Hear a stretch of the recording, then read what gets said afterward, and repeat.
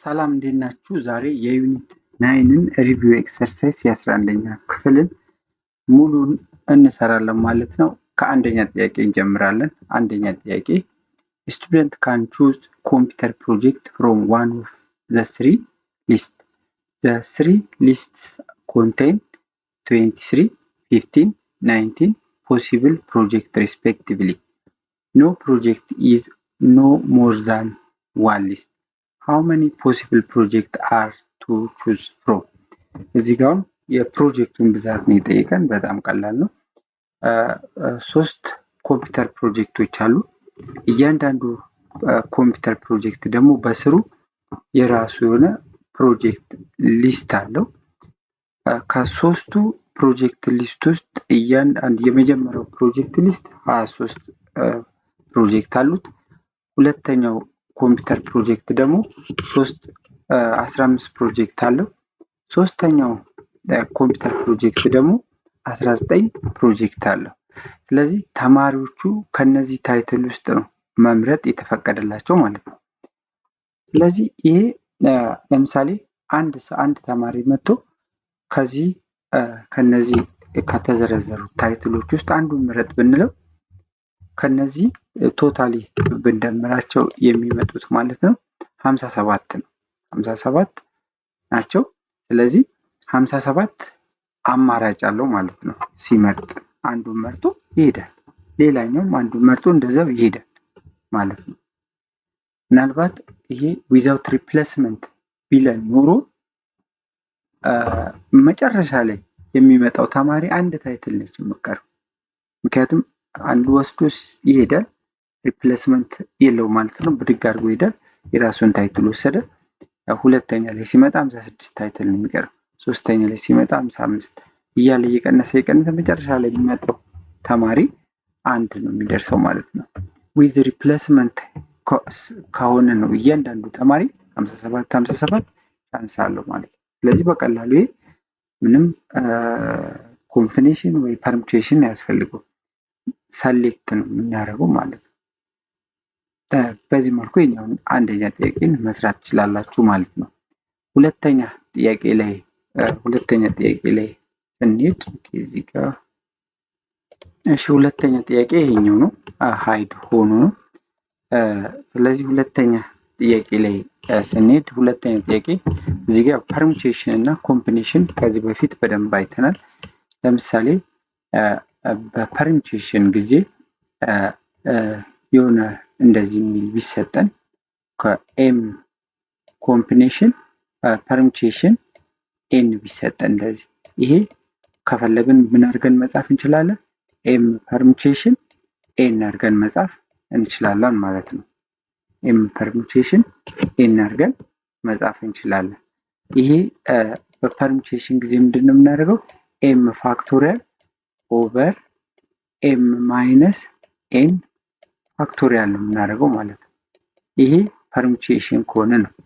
ኮምቢኔሽን ከሆነ ደግሞ ለምሳሌ ይህንኑ ኤም ፐርሙቴሽን ኤን ቢሰጠን ይሄ ከፈለግን አሁንም ልክ እንደዚህኛው ማለት ነው።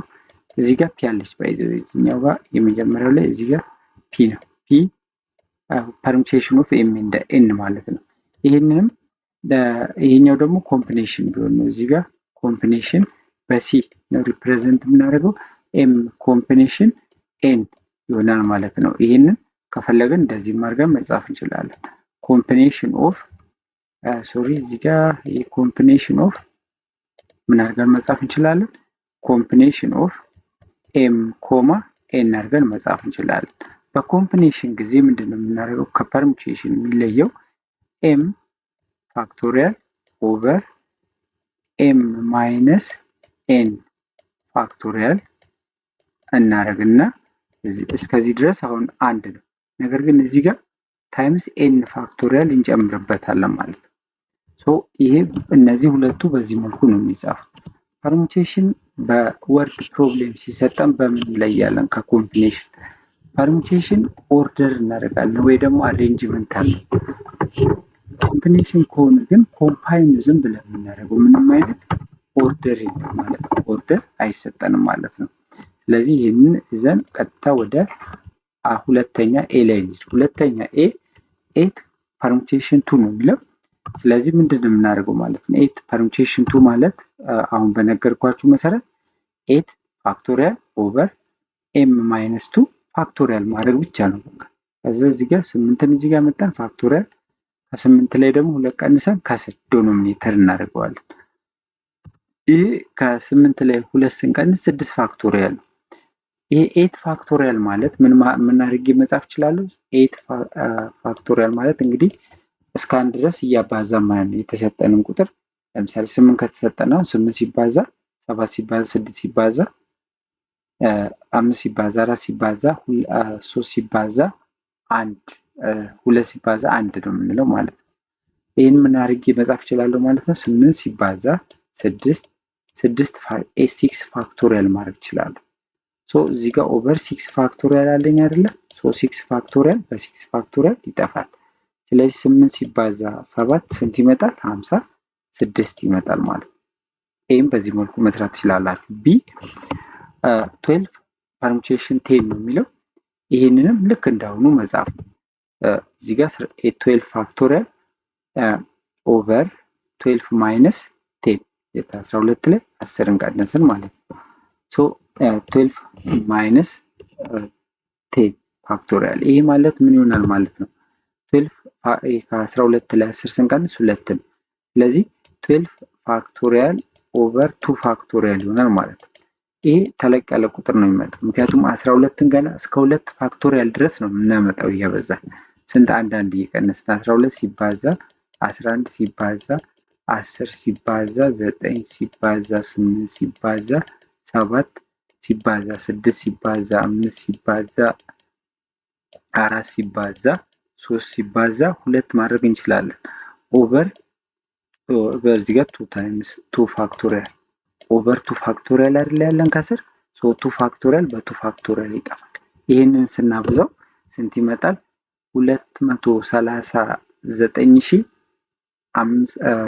239 ሚሊዮን 5800 ይሆናል ማለት ነው። ስለዚህ ቢን በዚህ መልኩ መስራት ትችላላችሁ። ቀላል ነው። ኮምቢኔሽን ላይ እንሂድ። ኮምቢኔሽን ላይ ስንሄድ ምንድን ነው ያለው? ይሄ 8 ኮምቢኔሽን 2 ማለት ከፈለኩ ምን አድርጌ መጻፍ እችላለሁ አልኩኝ? በሁለት መንገድ ወይ በሶስት አይነት መንገድ የተለያየ ሜትድ ይጠቀማሉ ላጻጽፉ። ዋናው እንዴት እንጽፈዋለን ነው። እዚህ ጋር ኮምቢኔሽን ኦፍ 8 ኤንድ 2 ማለት እችላለሁ። ይሄ ሲባል ምን ማለት ነው? 8 ፋክቶሪያል ራሷን ወስዳለሁ። 8 ፋክቶሪያል ኦቨር 8 ማይነስ 2 ፋክቶሪያል ታይምስ 2 ፋክቶሪያል ይችን ማለት ነው። እንደዛ እናደርገዋለን። ስለዚህ ይሄ ምን ይሆናል ማለት ነው? 8 ፋክቶሪያል ኦቨር 8 ማይነስ 2 ፋክቶሪያል ታይምስ 2 ፋክቶሪያል ይሆናል ማለት ነው። ይሄ ከ8 ለ2 ስንቀንስ 6 ነው። 8 ፋክቶሪያል ኦቨር 6 ፋክቶሪያል 2 ፋክቶሪያል ሆነ ማለት ነው። 8 ፋክቶሪያልን ምን አድርጌ መጻፍ እችላለሁ አልኩኝ? 8 ታይምስ 7 ታይምስ 6 ፋክቶሪያል ድረስ አድርጌ መጻፍ እችላለሁ ለማጣፋት እንዲመቸኝ ነው። እዚህ ጋር 6 ፋክቶሪያል 2 ፋክቶሪያል አለን። ይሄ 6 ፋክቶሪያል በ6 ፋክቶሪያል ይጣፋል። እዚህ ጋር 2 ፋክቶሪያል ማለት 2 ታይምስ 1 ነው which is 2። ስለዚህ ይሄ 8 ሲባዛ 7 56 ነው። 56 ሲካፈል ለ2 28 ይሆናል። ስለዚህ ለሲ መልሳችን 28 ይሆናል ማለት ነው። ወደ ዲ ላይ ስንሄድ 12 ኮምቢኔሽን 10 ነው። ይሄ ታውኑ ጋር ተመሳሳይ ነው። ይሄንን እናደርጋለን። ያው 12 ኮምቢኔሽን ኦፍ 12 ኤንድ 10 አይደል የተባለው። ይሄን እናደርጋለን 12 ፋክቶሪያል ኦቨር እዚህ ጋር ከ12 ላይ 10 ስቀንስ ስንት ነው? 2 ፋክቶሪያል ታይምስ እዚህ ጋር 10 ፋክቶሪያል አደርጋለሁ። ኮምቢኔሽን ላይ ኤን ፋክቶሪያል ከስር እናደርጋለን ማለት ነው። 12 ፋክቶሪያል ማለት ደግሞ ምን ማለት እንዴት አድርጌ መጻፍ እችላለሁ? 12 ታይምስ 11 ታይምስ 10 ፋክቶሪያል ማድረግ እችላለሁ። ኦቨር 2 ፋክቶሪያል 10 ፋክቶሪያል ይሆናል። 10 ፋክቶሪያል በ10 ፋክቶሪያል ይጠፋል። 12 ሲባዛ 11 ሲካፈል ለ2 ማድረግ ነው። እሱን ስናደርግ ስንት ይመጣል? 66 ይመጣል። ስለዚህ ለዲ መልሳችን 66 ብለን መመለስ እንችላለን። ሁለተኛ ጥያቄንም በዚህ መልኩ ሰርተን ጨርሰናል። ቀላል ነው። ወደ ቀጣዩ እናመራለን። ቀጣዩ ጥያቄያችን ሶስተኛ ነው የምናገኘው። ሶስተኛ ጥያቄ ምንድን ነው የሚለው? a committee of 7 students has to be formed 9 from 9 boys and 5 girls. In how many ways can be done when the committee contain ብለናል። እዚህ ጋር 7 ኮሚቴ ያለው ሜምበር ሊቋቋም ፈልጓል።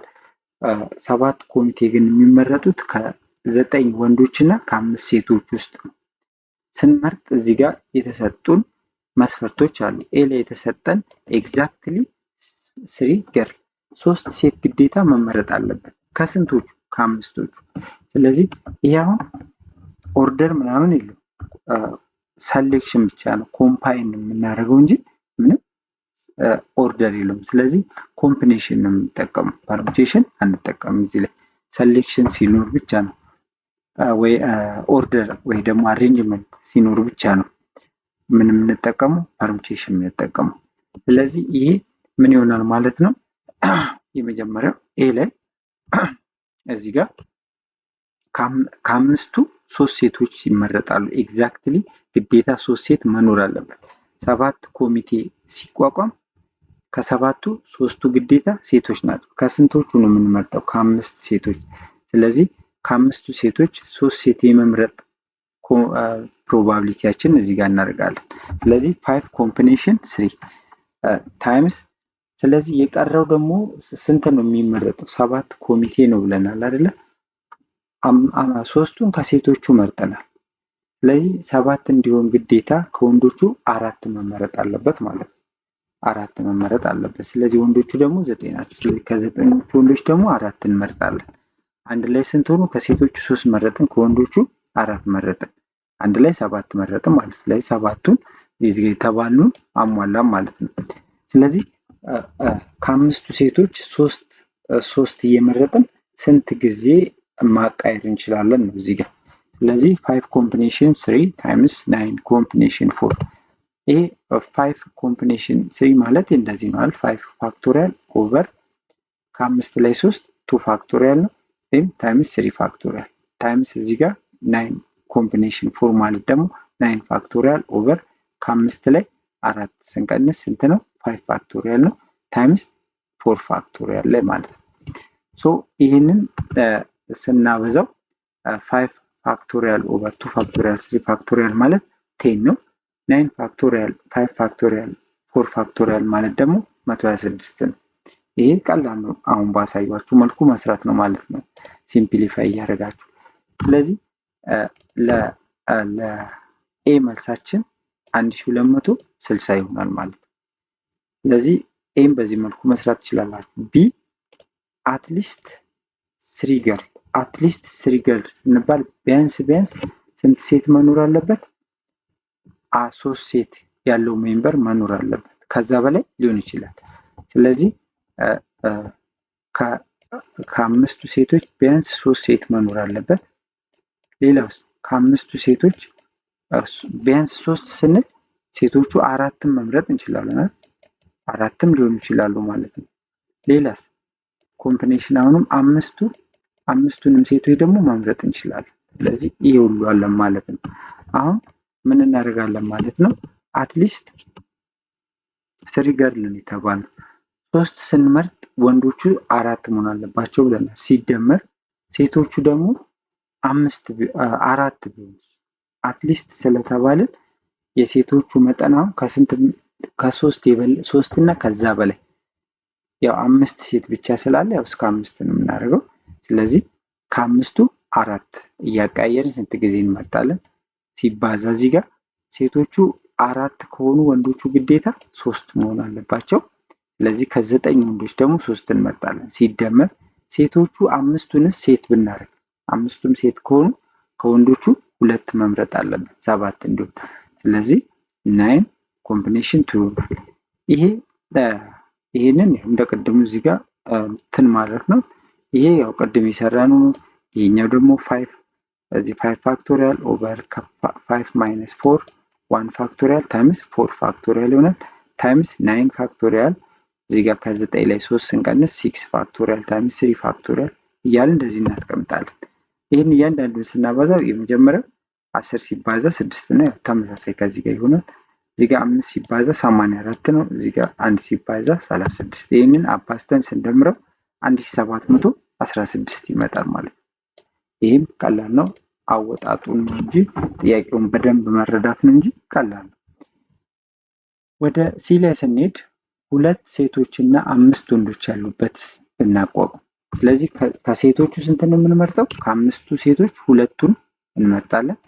ሴቶቹ 2 ከሆኑ ያው ወንዶቹ ግዴታ 5 ነው። ስለዚህ እዚህ ጋር 5 ተብለናል። ስለዚህ ከ9 ወንዶች 5 እንመርጣለን ማለት ነው። 5 ከ9 እየቀያየርን ስንት ጊዜ 5 መምረጥ እንችላለን ነው እዚህ ጋር። ስለዚህ ይህንን ኮምፓይን ስናደርገው 5 ኮምቢኔሽን 2 ቅድም እንደነገርኳችሁ ነው ተመሳሳይ ነው ከኤ ጋር መልሱ የሚመጣው። ይሄ 5 ኮምቢኔሽን 2 ማለት 10 ነው። 9 ኮምቢኔሽን 5 ማለት ደግሞ 126 ነው። ይህን ስናበዛው 1260 ይመጣል ማለት ነው። ስለዚህ ሲንም ሶስተኛ ሲንም በዚህ መልኩ መስራት ትችላላችሁ ማለት ነው። ወደ አራተኛ ጥያቄ እንሄዳለን። አራተኛ ጥያቄ ምንድን ነው የሚለው 7 boys and 6 girls are to be seated around a table. Find the number of ways that this can be done in each of the following case ነው የሚለን እዚህ ጋር 7 ወንዶችና 6 ሴቶች ክብ ጠረጴዛ ላይ ነው የሚቀመጡት። እዚህ ጋር ሰርኩላር ፐርሙቴሽን የሚለውን ግዴታ እንጠቀማለን ማለት ነው። ሰርኩላር ፐርሙቴሽን። ስለዚህ ሰርኩላር ፐርሙቴሽን ፎርሙላችን ምንድነው ነው ያለው? n ማይነስ 1 ፋክቶሪያል ኦቨር n ነው ፎርሙላችን። ስለዚህ ይሄ ማለት ደግሞ ምንድነው የሚሆነው? እዚህ ጋር ታይምስ ኤን አለው ታይምስ ኤን እዚህ ጋር ኤን በኤን ይጠፋል። ስለዚህ ምን ቀረ ማለት ነው? ኤን ማይነስ 1 ፋክቶሪያል ሰርኩላር ፐርሙቴሽን ላይ በዚህ መልኩ ነው የምንሰራው። ኤን ማይነስ 1 ፋክቶሪያል የሰርኩላር ማለት ነው። ስለዚህ አራውንድ ዘ ቴብል ስለተባለ ክብ ነው፣ ሰርኩላር ፐርሙቴሽን ነው መጠቀም ያለብን ማለት ነው። ፋይንድ ዘ ነምበር ኦፍ ዌይዝ ዛት በዚህ መሰረት ነው እዚህ ጋር ምንም አይነት ሪስትሪክሽን ከሌለ እንደፈለገው ሴትም ወንድም እንደፈለገው መቀመጥ ይችላል ማለት ነው። ምንም አይነት ሪስትሪክሽን ከሌለ ስንት ሰው ነው ያለን? ጠቅላላ 7 ወንድና 6 ሴት ነው ያለን። አንድ ላይ 13 ሰዎች አሉ ማለት ነው። ስለዚህ ምን ይሆናል ማለት ነው? ለኤ በፎርሙላችን ምንድነው ያለን? ሰርኩላር ከሆነ ክብ ጠረጴዛ ነው። ክብ ጠረጴዛ ማለት ደግሞ ሰርክል ነው። ስለዚህ ሰርኩላር ፐርሙቴሽን ነው። ሰርኩላር ፐርሙቴሽን ላይ ፎርሙላችን ኤን ማይነስ 1 ፋክቶሪያል ነው። ምንም አይነት ሪስትሪክሽን ስለሌለ እዚህ ጋር ምን ይሆናል ማለት ነው? ኤናችን አሁን 13 ነው አይደል? 7 ሴት እና 7 ወንድና 6 ሴት አንድ ላይ ስንደምር 13 ነው። ስለዚህ 13ቱም እንደፈለጋቸው መቀመጥ ይችላሉ፣ ኖ ሪስትሪክሽን። ስለዚህ 13 ሲቀነስ 1 ነው የምናደርገው። 13 ሲቀነስ 1 ስንት ይሆናል? 12 ፋክቶሪያል ነው። 13 ማይነስ 1 ፋክቶሪያል ስናደርገው ስንት ይሆናል? 12 ፋክቶሪያል። እንደዚህ ብላችሁ 12 ፋክቶሪያል ብቻ ብላችሁ ማስቀመጥ ትችላላችሁ ማለት ነው። ለኢሜል ግን ስናበዛው 479 ሚሊዮን 1600 ነው የሚመጣው ማለት ነው። እንደዚህም ማስቀመጥ ትችላላችሁ ማለት ነው። ስለዚህ ባጭሩ ይሄ ይሆናል መልሱ። ይህንን ደግሞ በዚህ መልኩ ማስቀመጥ ትችላላችሁ። ወደ የሚቀጥለው ስናልፍ ቢ ነው የምናገኘው። ኖ ገርል አር አድጀሰንት። ይሄ ምን ያለን አሁን ሰርኩላር ነው። ሴቶቹ ምን መሆን የለባቸውም? ጎን ለጎን አይቀመጡም ማለት ነው። ሴቶቹ ጎን ለጎን አይቀመጡም። ወንዶቹ ግን እንደፈለጋቸው መቀመጥ ይችላሉ። አሁን ምን ይሆናል ማለት ነው? እዚህ ጋር ወንዶቹ እንደፈለጋቸው ነው። ስለዚህ 7 ማይነስ 1 ፋክቶሪያል እናደርጋለን ታይምስ እዛ ጋር ለምሳሌ እንደዚህ ሰርክል ሆኖ እዚህ ጋር ወንዶቹ ለምሳሌ እዚህ ጋር ቦይ ቢኖር ቦይ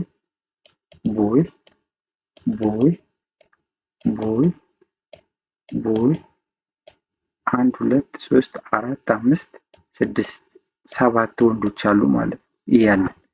ይሄ አሁን እንደፈለጋቸው እነዚህ የተቀያየሩ መቀመጥ ይችላሉ። ይሄ ቢ1 2 3 4 ሁለተኛው አራተኛው ወንድ አምስተኛው ወንድ ስድስተኛው ወንድ ሰባተኛው ወንድ ማለት ነው። እንደዚህ እነዚህ የተቀያየሩ እንደፈለጋቸው በሰርክል ዙሪያ መቀመጥ ይችላሉ። ስለዚህ የነሱ ችግር የለውም 7 - 1 ፋክቶሪያል። የሴቶቹ ግን እንደፈለጋቸው አሁን አይችሉም። መሆን የሚችሉት የጋ ነው። እዚህ ጋር መሀል ላይ መግባት ይችላሉ። ወንድና ወንድ መሀል ነው እንጂ ሁለቱ ለምሳሌ እዚህ ጋር ገርል ገር ሆኖ መቀመጥ አይችሉም ማለት። ስለዚህ እዚህ ጋር እዚህ ጋር እዚህ መሀል ላይ እያደረጉ እንዲህ መቀመጥ ይችላሉ። ከዛስ እነዚህ ደግሞ እነዚህ እርስ በርሳቸው መቀየር ይችላሉ። እዚች ጋር ያለችው ሴት ልጅ እዚህ ጋር ትቀየራለች። ስለዚህ እነሱም ምን ያደርጋሉ? በወንዶቹ መሀል ላይ እየተቀያየሩ መቀመጥ ይችላሉ ማለት ነው። ስለዚህ ታይምስ እዚህ ጋር ምን አለ ማለት ነው? 7ቱ ወንዶች መሀል ነው መቀመጥ የሚችሉት። ስለዚህ 7 ፐርሙቴሽን 6 ማለት ነው። ምንም ራውንድ አይግዳቸው ማለት ነው።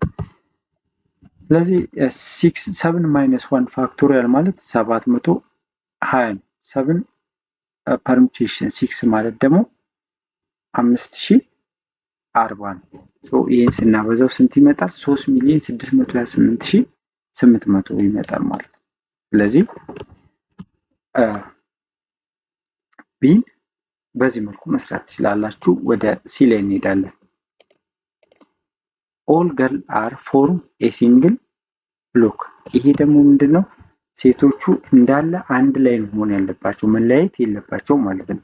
ቅድም የሰራነው ሰርክል እንደዚህ ብንሰራው እዚህ ጋር ለምሳሌ ቦይ 1 አለ፣ እዚህ ጋር ቦይ 2 ቦይ 3 B4 B5 B6 B7 እዚህ ጋር ምንድነው? እዚህ ጋር ለምሳሌ ስንት ሴት ነው ያለው? 6 ሴቶች። ስድስቱም ሴቶች እዚህ ጋር ይደረደራሉ ማለት ነው። አንድ ቦታ ነው፣ አንድ ብሎክ ላይ። ስለዚህ ስድስቱም ሴቶች እዚህ ጋር አንድ ቦታ፣ ከዛ ከዚህ ጋር እዚህ ጋር እየተቀያየሩ መቀመጥ ይችላሉ። ግን ስድስቱም አንድ ላይ ነው የሚሆነው። ስድስቱም አንድ ላይ ሆኑ ማለት እንደ አንድ ነው ቁጥራቸው ማለት ነው። እንደ አንድ ነው ቁጥራቸው እዚህ ላይ። ስለዚህ ስንት ወንዶች አሉ? 7 ወንዶች አሉ። ሌሎቹ ሴቶች ደግሞ በብሎክ እዚህ ጋር ይቀመጣሉ ማለት። ስለዚህ እነዚህ ደግሞ በብሎክ አንድ የተቀመጡ ማለት በአንድ ላይ ሴቶቹ 6ቱ ሴቶች እንደ አንድ እንቆጥራቸዋለን። ስለዚህ 8 ይሆንልናል ማለት ነው። ለዛ ነው እዚህ ጋር 8 ሲቀነስ 1 ፋክቶሪያል ያለው። ከዛ በኋላ ደግሞ እነዚህ ሴቶች እዚህ ጋር ያሉት ማለት ነው 6 አንድ ላይ ቢሆኑ እርስ በርሳቸው መቀየር ይችላሉ። እዛ ጋር ለምሳሌ እዚህ ጋር አንደኛዋ ሴት እዚህ ጋር ብትሆን፣ ሁለተኛዋ እዚህ ጋር ብትሆን፣ ሶስተኛዋ እዚህ ጋር ብትሆን፣ አራተኛዋ፣ አምስተኛዋ ያለ እንደዚህ ያለ። እዚህ ጋር በኋላ ላይ ሶስተኛዋ ሴት እዚህ ጋር መጣ፣ ይቺ ደግሞ እዛ መሄድ ትችላለች። ስለዚህ እርስ በርሳቸው ይቀያየራሉ ማለት ነው። ስለዚህ እነሱ እርስ በርሳቸው ሲቀያየሩ እዚህ ጋር 6 ፋክቶሪያል ያለው ለዛ ነው ሴቶቹ እዛ ጋር እርስ በርስ ስለሚቀያየሩ ማለት ነው። በዚህ መልኩ ይህንን ስናበዛው ምን ይሆናል? ይሄ 8 - 1 ፋክቶሪያል ማለት 7 ፋክቶሪያል ነው። 7 ፋክቶሪያል ማለት ደግሞ 5040 ነው። ሲባዛ 6 ፋክቶሪያል ማለት ደግሞ 720 ነው። ይህንን ስናበዛው ከዚህ ጋር ተመሳሳይ መልስ ይመጣል። 3,628,800 ይመጣል ማለት ነው። ስለዚህ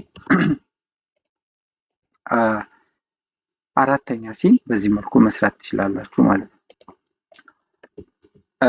ዲ ላይ የተጠየቅነው ደግሞ ፓርቲኩላር ጂ ኢዝ አድጀሰንት ቱ ፓርቲኩላር ቢ1 እንደ ቢ2። ይሄኛው ደግሞ ምንድን ነው ያለን?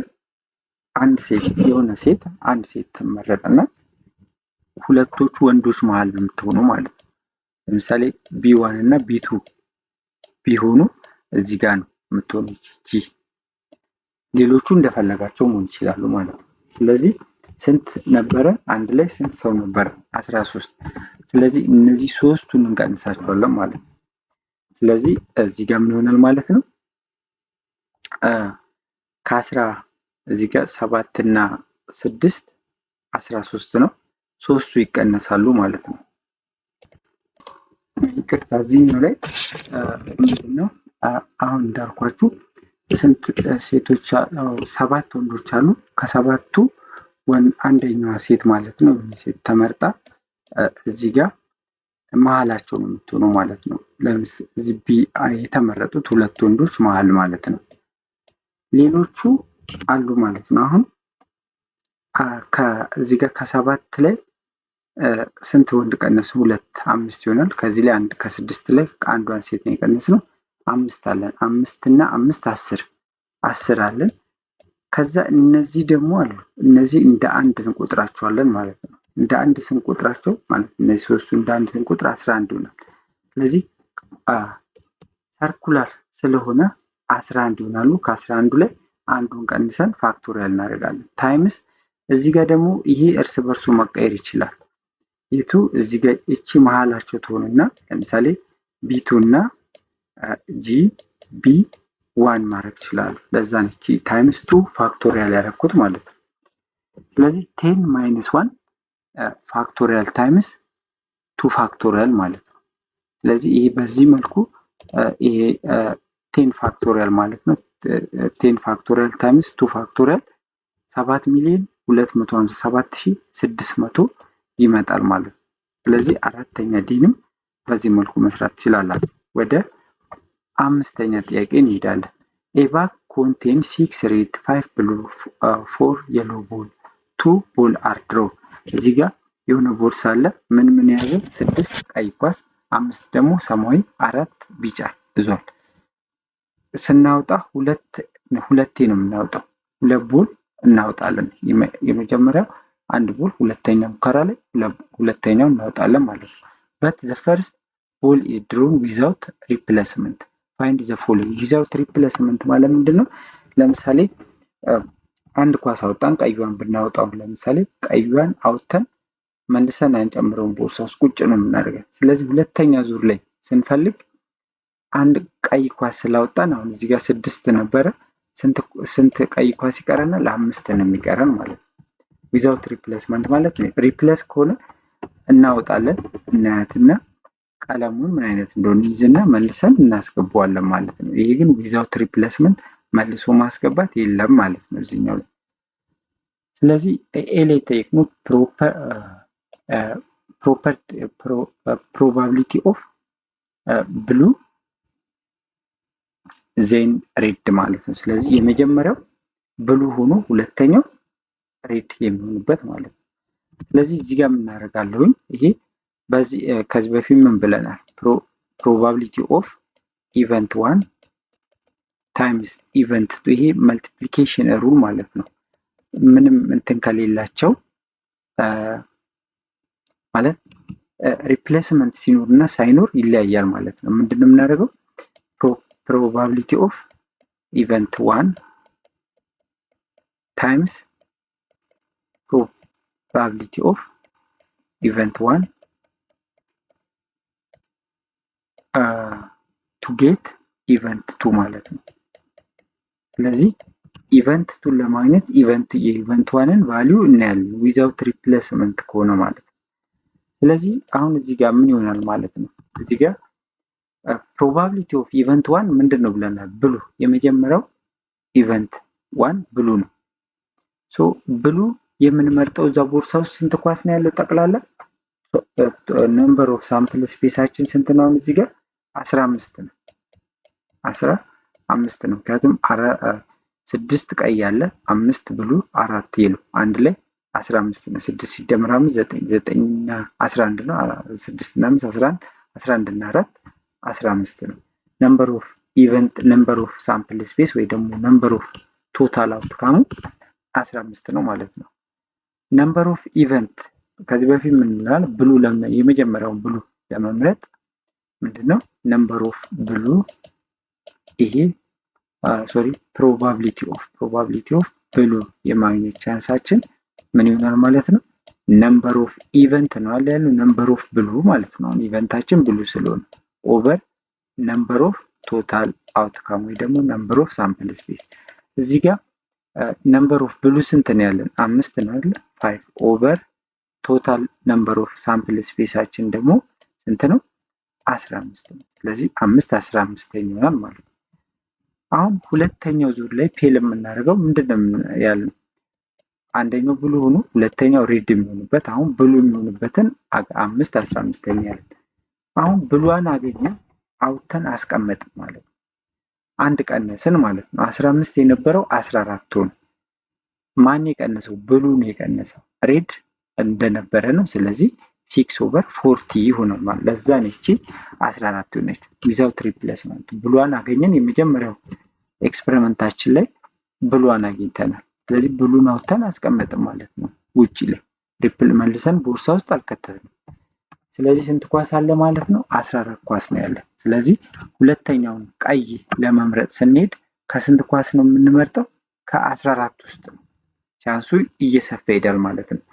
ስለዚህ 6/14 ይሆናል። ይህንን አባዝተን ስናቃልለው 1/7 ይመጣል። ስለዚህ ኤን በዚህ መልኩ መስራት ትችላላችሁ። ቢ ላይ ስንሄድ ሬድ ዜን ሬድ፣ ሁለቱም ሬድ የሚሆኑበት ነው። አሁን ደግሞ እዚህ ጋር ምንድነው መጀመሪያ ላይ ቦርሳ ውስጥ ያለው 15 ኳስ ነው። ስለዚህ የመጀመሪያውን ሬድ የምንመርጠው ከ15 ውስጥ ነው። ስንት ሬድ አለ? 6። ስንት ቻንስ አለን? 6 ቻንስ አለን። ከስንት ውስጥ? ከ15 ውስጥ። ከ15 ውስጥ 6 ቀይ ስላለ 6 ቻንስ አለን ማለት ነው።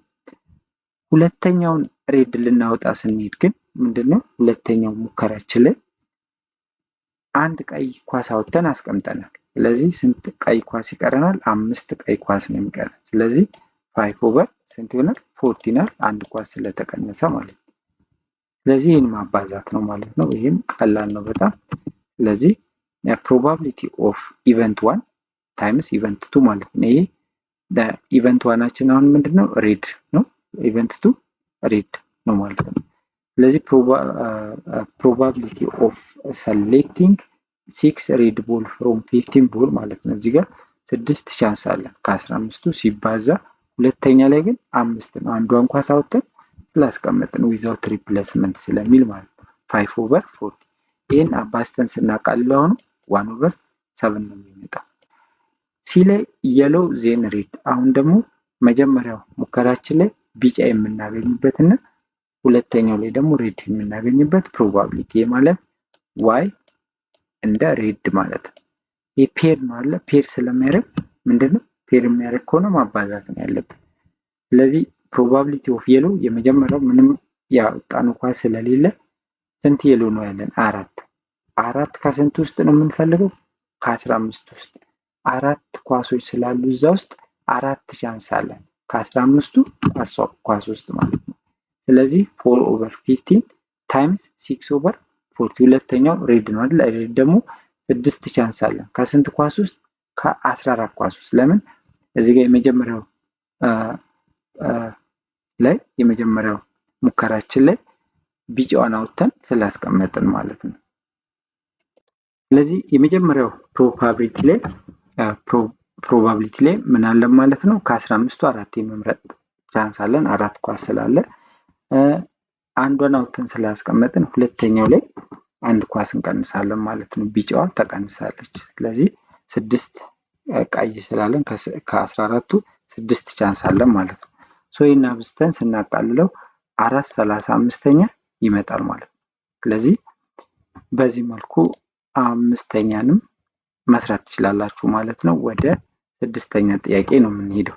6ኛ ላይ ኢን ኤ ፓክ ኦፍ 52 ካርድስ ካርድ ኢዝ ድሮን አት ራንደም ዊዛውት ሪፕሌስመንት። አሁንም ዊዛውት ሪፕሌስመንት ነው። ዊዛውት ሪፕሌስመንት ከተባለ ምንድነው? ኢት ኢዝ ዲፔንደንት ኢቨንት ነው የምንለው ማለት ነው። ፋይንድ ዘ ፕሮባቢሊቲ ኦፍ ድሮዊንግ ኤ ኪውን ፎሎድ ባይ ጃክ። እዚህ ጋር ኪውን የመጀመሪያው ሙከራችን ላይ ኪውን አግኝተን ሁለተኛው ላይ ጃክ የምናገኝበትን ፕሮባቢሊቲ ስሩ ነው የተባለው ማለት ነው። እዚህ ጋር ካርድ ስንል ምን አለ?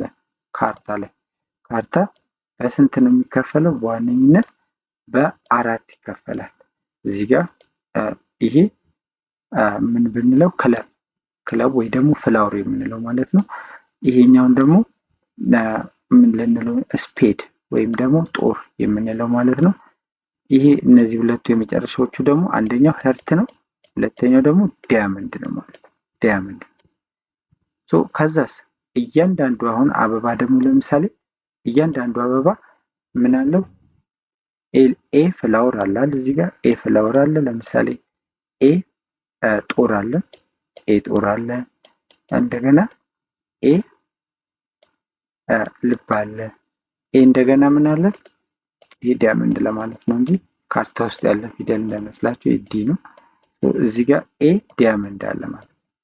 ሁለት ቁጥርም እንደዚሁ ፍላወር አላት፣ ጦር አላት፣ ልብ አላት፣ ዳያመንድም አላት ማለት ነው። ሌሎቹን ፊደሎች ልክ እንደዚሁ አራት አላቸው ማለት ነው። ስለዚህ ኪው ስንት አለው? ኪው አራት ኪዎች አሉ። ጃክም ጄ ማለት ነው አራት አለው።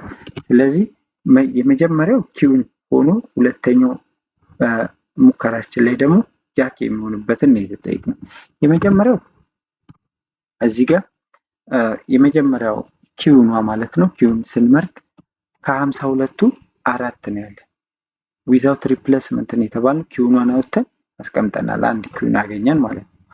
ሁለተኛው ላይ ስንሄድ ግን 51 ካርድ ነው የሚቀረን። ምክንያቱም የመጀመሪያው ላይ ኪውኗን አግኝተን ስላስቀመጥን አውጥተን ያስቀመጥነው ሪፕሌስ አላደረግንም፣ መልሰን አላስገባንም ማለት ነው። ስለዚህ 4/52 ታይምስ 4/51 ይሆናል። ይህንን ስናበዛው አብስተን ስናቃልለው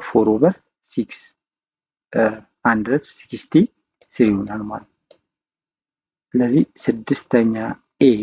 ስድስተኛም በዚህ መልኩ መስራት ትችላላችሁ፣ ቀላል ነው።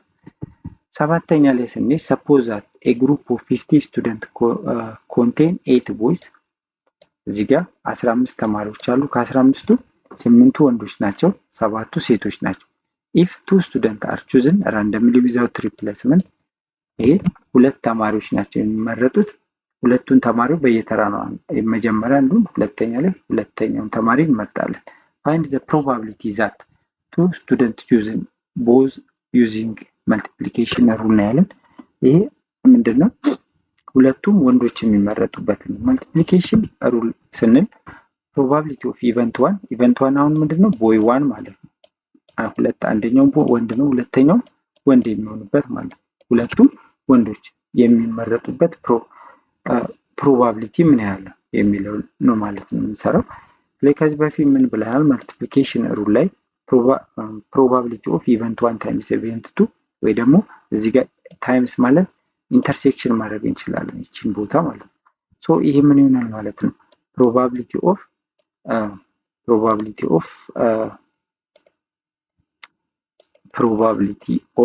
ኢቨንት ዋን ታይምስ ፕሮባቢሊቲ ኦፍ ኢቨንት ዋን። ይሄ አሁን ዊዛውት ሪፕሌስመንት ስለሆነ ምንድነው ማለት ነው?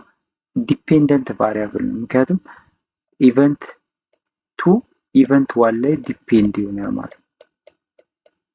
ኢቨንት ቱ ማለት ነው ዲፔንድ የሚሆነው ኢቨንት ዋን ላይ ዲፔንድ ይሆናል። ዲፔንደንት ቫሪያብል ነው ዊዛውት ሪፕሌስመንት ከተባለ። ምክንያቱም ምንድነው ዲፔንድ እንዲሆን ያደርገው?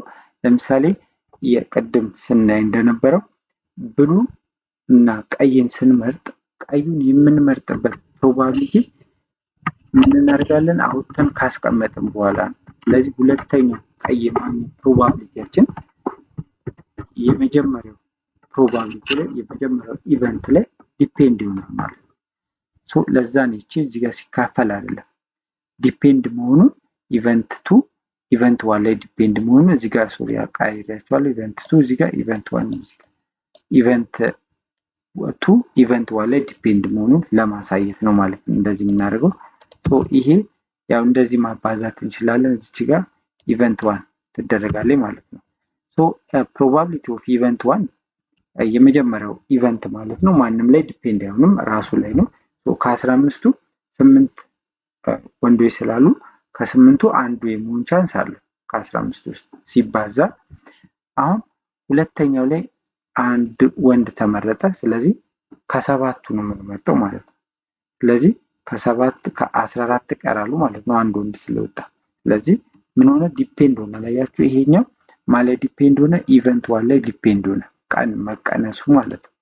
ሶ ይሄ ምን ይሆናል ማለት ነው? ይሄኛውን ሳንመርጥ ሁለተኛውን መምረጥ አንችልም። ዲፔንድ ሆኗል ማለት ነው። ሶ እዚች ጋር ለዛ ነው እቺን ቅንፏ ውስጥ ኢቨንት ዋን ማድረግ አለባችሁ። ምክንያቱም ኢቨንት ቱ ኢቨንት ዋን ላይ ዲፔንድ ስለሚሆን ማለት ነው። ልክ እንደዚህ አድርጋችሁ ነው የምጽፏት። እቺ ኢቨንት ቱ ኢቨንት ዋን ላይ ዲፔንድ መሆኗን ለማሳየት በዚህ መልኩ ነው። ሶ ይሄ 8 የመጀመሪያው ከሁሉም ነው አንዱን የምንመርጠው። ስለዚህ 8/50 ታይምስ 7/40 አንዷ ስለተቀነሰ እዚህ ጋር 7 ወንዶች ናቸው የሚቀሩ ማለት ነው። ስለዚህ አባስተን ስናቃልለው 4/15 ይሆናል ማለት ነው። ሰባተኛ ጥያቄንም በዚህ መልኩ መስራት ትችላላችሁ። የዩኒት 8 የመጨረሻ ኤክሰርሳይዝ ነው። የ11ኛ ክፍልን ሁሉንም ዩኒት ሰርተን ጨርሰናል። ኔክስት የ12ኛ ክፍልን እዚሁ ዩቲዩብ ላይ ታገኙታላችሁ ማለት ነው። ክረምቱን የ12ን እያያችሁ መቆየት ትችላላችሁ ማለት ነው። 11ኛ ክፍሎች ለዛሬ ይበቃናል። መልካም ጊዜ